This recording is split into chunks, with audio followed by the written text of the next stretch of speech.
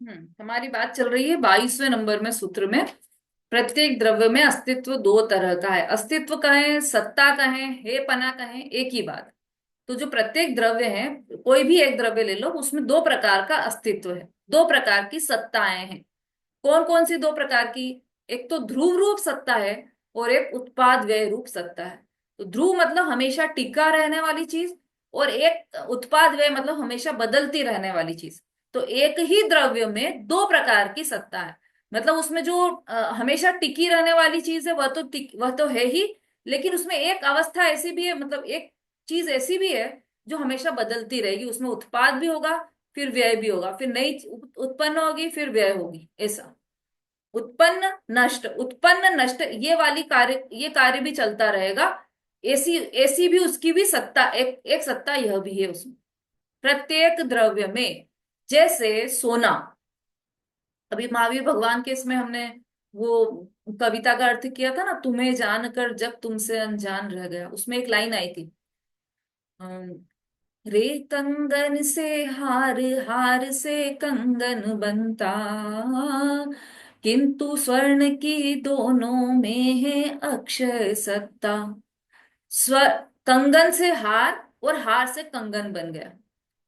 स्वर्ण की डली ली हमने, है ना, और उस डली से हमने कंगन बनवाया, और कंगन से फिर उसको बदलवा के हार बनवा दिया।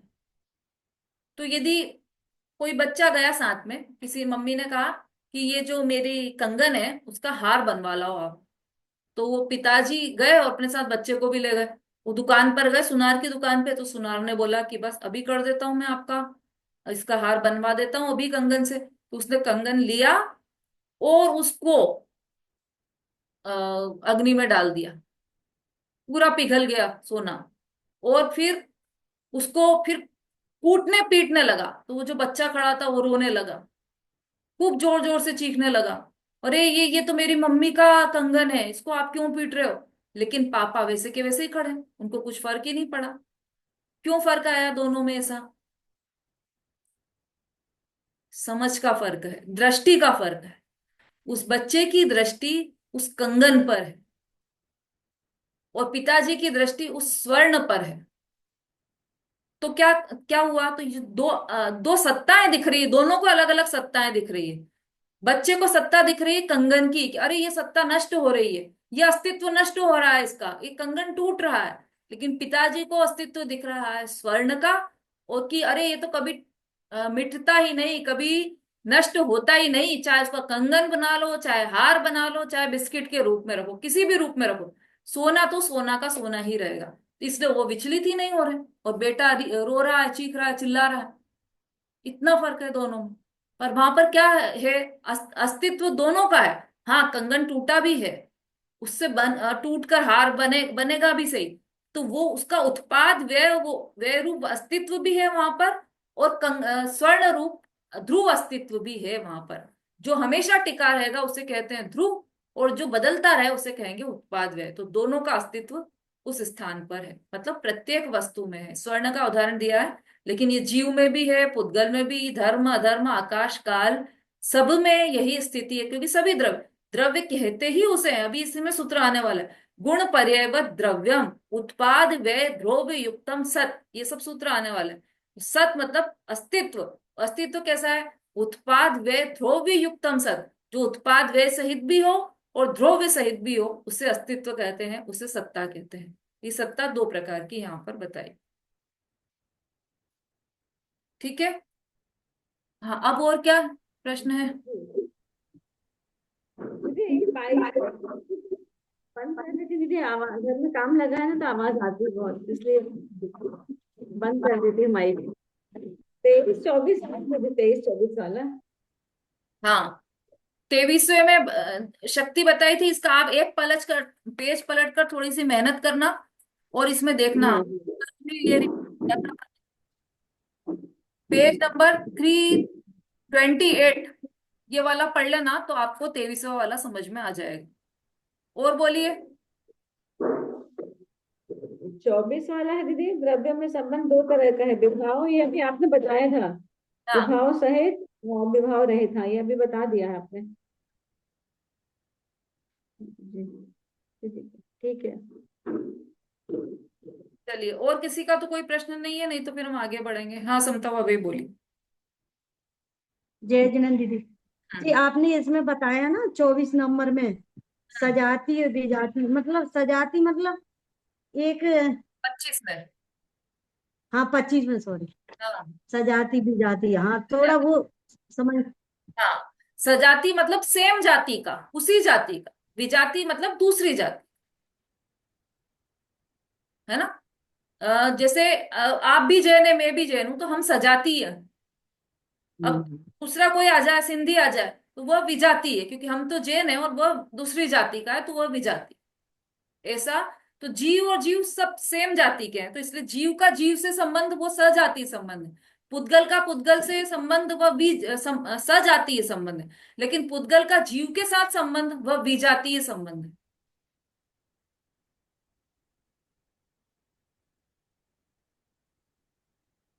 आ गया, क्लियर हो गया। हाँ दीदी। दीदी, कल मैंने आपसे वो लास्ट में क्वेश्चन किया था, अनेकांत और स्याद्वाद के लिए, लास्ट में था। हाँ, हाँ, मैंने उसके लिए बोला था आपको कि आप वो वाली चौथे अध्याय की टीका पढ़ के आओ, समझ में आएगा। लेकिन अनेकांत और स्वाद्वत यदि हम शॉर्ट में समझें, तो ऐसा है कि वस्तु अनेकांतात्मक है। और वस्तु कौन सी है? कौन सी वस्तु? वस्तु हम समझते हैं ये रखा है टेबल पे, ये वस्तु है। टेबल पे चश्मा रखा है, ये एक वस्तु है। ऐसा नहीं है। वस्तु मतलब द्रव्य।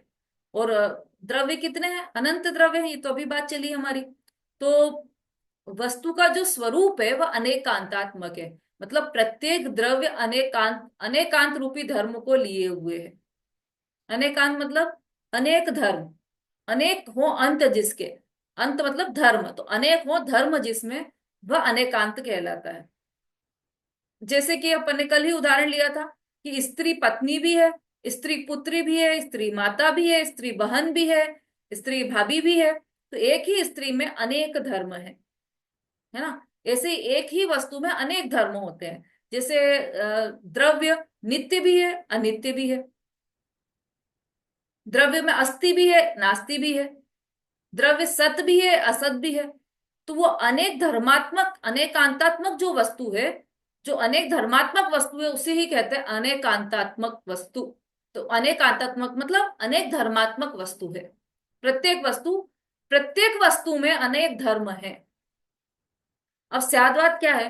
तो इस अनेकांतात्मक वस्तु को बताने वाली जो कथन शैली है, उसे स्याद्वाद कहते हैं। जिसमें कथनचित, जैसे ये कहा वस्तु ऐसी है कि ये वस्तु है, ये स्त्री है, ये वस्तु है। तो इस स्त्री में अनेक धर्म है, स्त्री पने का, पुत्री पने का, अनेक धर्म है ना। अब इसको कहना तो स्याद्वाद की शैली में कहना पड़ेगा। ऐसा तो नहीं कह सकते कि यह स्त्री पत्नी है। तो क्या कहेंगे कि यह स्त्री पत्नी भी है, यह स्त्री पुत्री भी है, यह स्त्री बहन भी है। या फिर अपेक्षा लगाएंगे कि यह स्त्री पति की अपेक्षा पत्नी है, भाई की अपेक्षा बहन है, पिता की अपेक्षा पुत्री है। ऐसा अपेक्षा लगाएंगे, क्योंकि जो अपेक्षा लगाना या कथनचित कहना, भी शब्द कहना, ये सब स्याद्वाद शैली है। तो यह जो अनेकांतात्मक वस्तु है, अनेक धर्मात्मक जो वस्तु है, उसको बताने की शैली है यह स्याद्वाद शैली। यह है अनेकांत और स्याद्वाद। ठीक है अभिलाषा जी। जी आगे समझ आ दीदी। हाँ, और डिटेल में समझना हो तो पढ़ लेना। चलिए, अब हम अगले सूत्र पर चल रहे हैं। अभी हमारे 11 सूत्र हो गए हैं। अब हम 12, 13, 14, 15, 16, ये 5 सूत्रों का एक बंच, एक समूह ले रहे हैं इन 5 सूत्रों का। अब यहां से थोड़ी सी बात चेंज होगी। अभी तक तो हमने क्या देखा?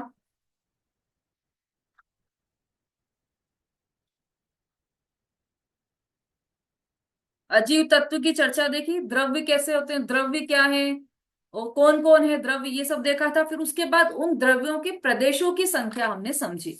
अब थोड़ा सा विषय हमारा यहाँ पर चेंज हो रहा है।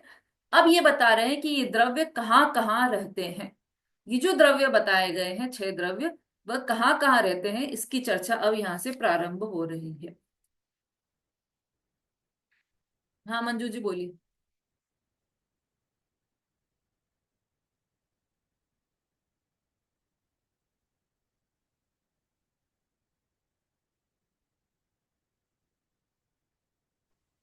दीदी इसमें प्रश्न जो है ना, वो मैं बोल रही थी, प्रश्न भी है ना इसमें। अच्छा हाँ हाँ, ठीक है।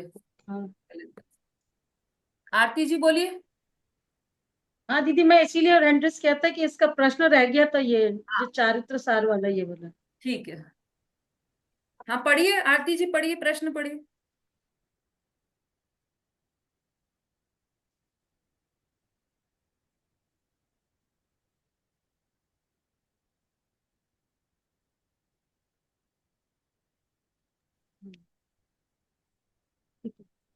प्रश्न, चारित्र सार इत्यादि शास्त्रों में कहा है कि यदि द्रव्य परमाणु और भाव परमाणु का ध्यान करे तो केवल ज्ञान हो, इसका क्या अर्थ है? उत्तर, वहां द्रव्य परमाणु से आत्म द्रव्य की सूक्ष्मता और भाव परमाणु से भाव की सूक्ष्मता बतलाई है।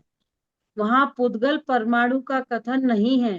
रागादि विकल्प की उपाधि से रहित आत्म द्रव्य को सूक्ष्म कहा जाता है, क्योंकि निर्विकल्प समाधि का विषय आत्म द्रव्य मन और इंद्रियों के द्वारा नहीं जाना जाता।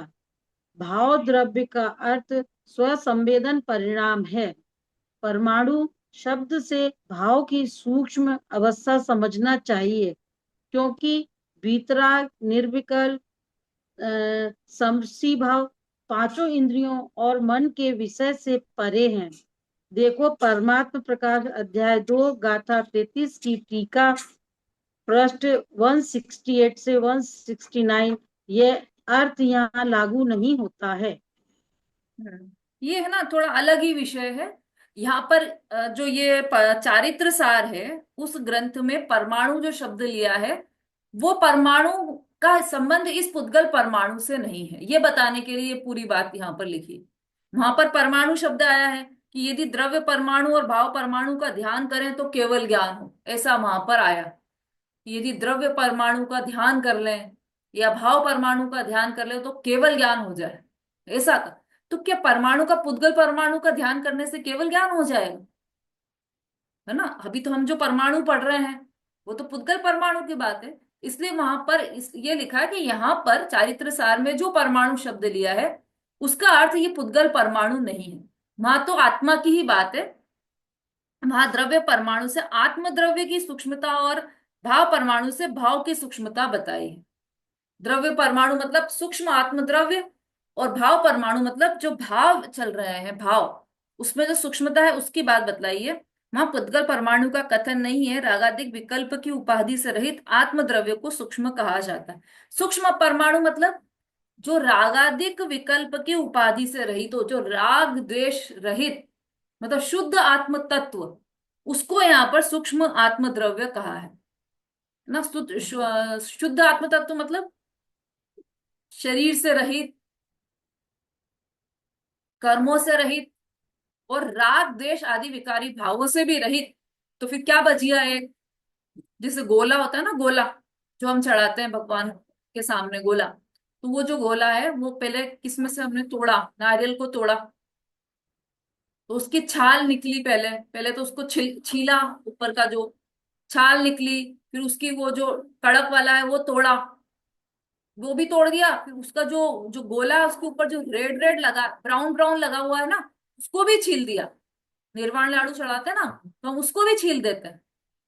मतलब वो राग से भी रहित, वो राग जैसा है, वो जो चिपकी हुई छाल है ना ब्राउन कलर की, वो राग के स्थान पर है। मतलब उससे राग से हमने इतना एकत्र करके रखा है। तो राग द्वेष रहित जो शुद्ध गोला है वो है शुद्ध आत्म तत्व। मतलब ये तो उदाहरण है गोला, ऐसे आत्मा जो है वह राग द्वेष रहित है। तो जो राग द्वेष रहित शुद्ध आत्म तत्व है वही सूक्ष्म परमाणु है, वह द्रव्य परमाणु है। क्योंकि निर्विकल्प समाधि का विषय आत्म द्रव्य मन और इंद्रियों के द्वारा नहीं जाना जाता।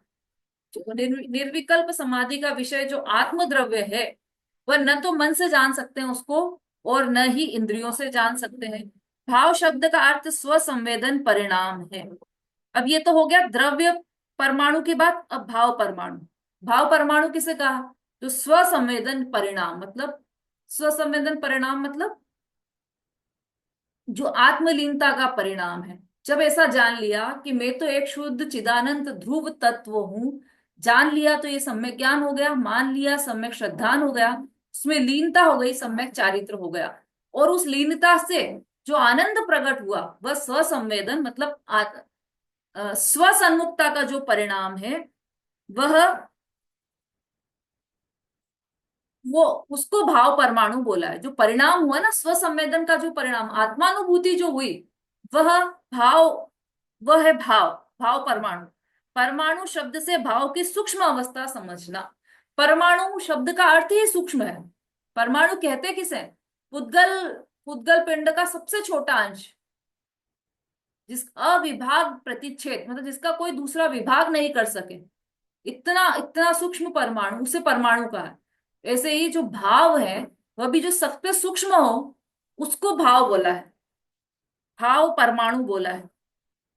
परमाणु शब्द से भाव की सूक्ष्म अवस्था समझना चाहिए, क्योंकि वीतराग, निर्विकल्प, समरसी भाव पांचों इंद्रियों और मन के विषय से परे। न तो मन से आत्मा को जाना जा सकता है, न इंद्रियों से आत्मा को जाना जा सकता है। क्यों?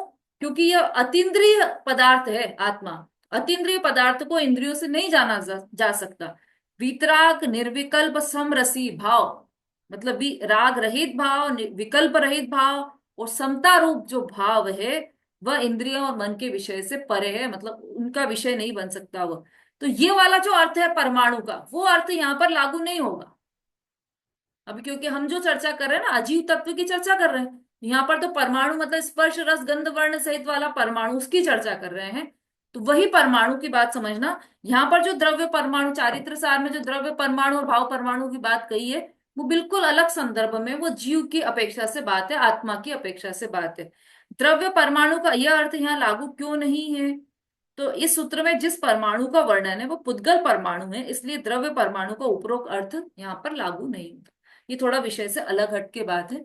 थोड़ा समझ लीजिए अध्यात्म की बात यहाँ पर बीच में डाली, चारित्र सार का उदाहरण, क्योंकि वो परमाणु शब्द आया था ना, उसमें कंफ्यूजन हो जाता है, इसलिए यहाँ पर ये अलग से दिया है पूरा। ठीक है, अब आ जाइए अपने विषय पर। द्रव्यों का अवगाह। अब ये बता रहे हैं कि ये द्रव्य कहाँ रहते हैं। तो 5 सूत्र पढ़ना है इकट्ठे हमको। लोकाकाशेव गाह, धर्मा धर्मयो कृतस्ने, एक प्रदेशादिषु भाज्य पुद्गलानाम, असंख्येय भागादिषु जीवानाम, प्रदेश संहार विसर्पाभ्याम प्रदीपवत। 5 सूत्र पढ़िए। कौन पढ़ेगा 5 सूत्र?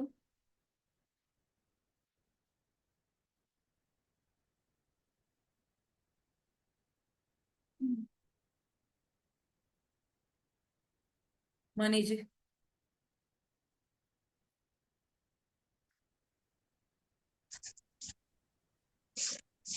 जय जिनेन्द्र। लोकाकाशी अवगाह, धर्मा धर्मयुक्त तस्ने, एक देशादिषु भाज्य पुद्गलानाम, असंख्ये भागादिषु जीवानाम, प्रदेश संहार विसर्पाभ्याम प्रदीपवत्। हाँ, पढ़िए।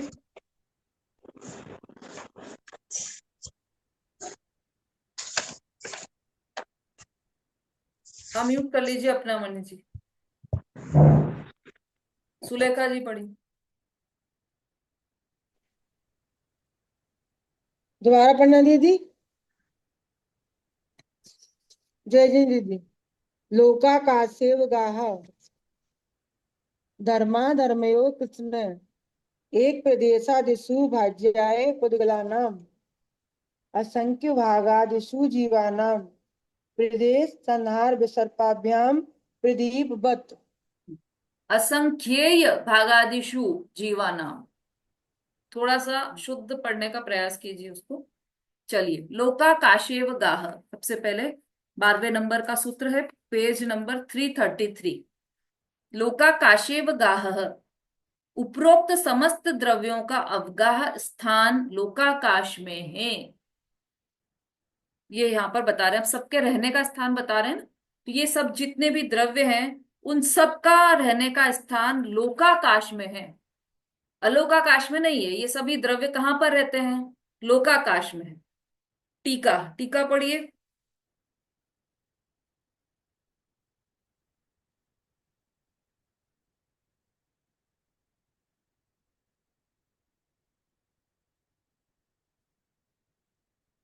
सुषमा जी। दीदी जय जिनेन्द्र। टीका, आकाश के जितने हिस्से में जीव आदि क्षयो द्रव्य हैं उतने ही हिस्से को लोकाकाश कहते हैं और अवशिष्ट आकाश को अलोकाकाश कहते हैं। दूसरा पॉइंट, आकाश एक अखंड द्रव्य है, उसमें कोई भाग नहीं होते, किंतु परद्रव्य के अवगाह की अपेक्षा से यह भेद होता है। अर्थात निश्चय से आकाश एक अखंड द्रव्य है, व्यवहार से पर द्रव्य के निमित्त की अपेक्षा से ज्ञान में उसके दो भाग होते हैं, एक लोकाकाश और अलोकाकाश। बस तीसरा पॉइंट है बस बस बस, मैंने टाइम नहीं देखा, 3:40 हो गए आज, लेट हो गया आज। अभी यहीं तक विराम लेते हैं अपन, इसका टीका का अर्थ कल लेंगे, है ना। चलिए, जिनवाणी स्तुति भी शॉर्ट में ले लेते हैं। आज थोड़ा सा लेट स्टार्ट भी हुआ था, इसलिए भी ध्यान नहीं रहा। आज 3:45 या 4:10 की देर थी तब स्टार्ट हुआ था। हाँ शोभा जी बोलिए। दिमागी स्थिति बोलो दीदी शॉर्ट में। हाँ, एक स्टेंजा बोल लीजिए। एक ही सर। बीरे माँ चलते किसी गुरु गौतम के मुख कुंड ढरी है, मोहे महा चली वेद चली, जग की जड़ता तप दूर करी, ज्ञान पयो निधि माहिरली, बहुभंग तरंग निसो उछली। मुझे भजन बोलना है। आरती गंगे नदी प्रति मैं अंजुली कर शीश धरी। पूरा बोल दो दीदी। हाँ हाँ, अब तो ये स्तुति है ना, तो पूरा ही बोलिए। याचक मंदिर में अनिवार्य, अज्ञान अंधेर छयो अति भार, श्री जिन्ने की धुनी दीप शिखा सम, जो नहीं होते प्रकाश निहार, तो से भांति पदारति पांति, कहाँ रहते अविचारी, या विधि संत कहे धनी है जिनमें बड़े उपकारी। हाँ बहुत अच्छा। दीदी नहीं है, वीर आठ ही लाइन। वीर हिमाचल ते निकसी, ये तो सब बच्चे बच्चे को याद होता है, जैनी बच्चे, हर बच्चे को घर घर में ये चलती है स्तुति। और अभी चूंकि महावीर जयंती गई है तो ये बहुत उपयुक्त थी। हाँ, बहुत सारे लोग और भी भजन बोलना चाहते हैं, चाहते थे, तो वो अब एक एक दिन सब ले ले सकते हैं, अभी एक साथ तो अभी नहीं ले सकते किसी का। तो अब कल बोलिएगा जिन्हें भी बोलने की भावना। जावाणी के ज्ञान से सूझे लोकालोक, सो वाणी मस्तक नो। बोलिए जिनवाणी सदा देती माता महान की जय। धर्म की महान जैन आचार्य उमा स्वामी की आचार्य उमा स्वामी की जय। जय जय जिनेन्द्र, जिनेन्द्र। जय जय जिनेन्द्र जिनेन्द्र। सबको, जय जय जिनेन्द्र। जिनेन्द्र। जय जिनेन्द्र दीदी। जय जिनेन्द्र दीदी।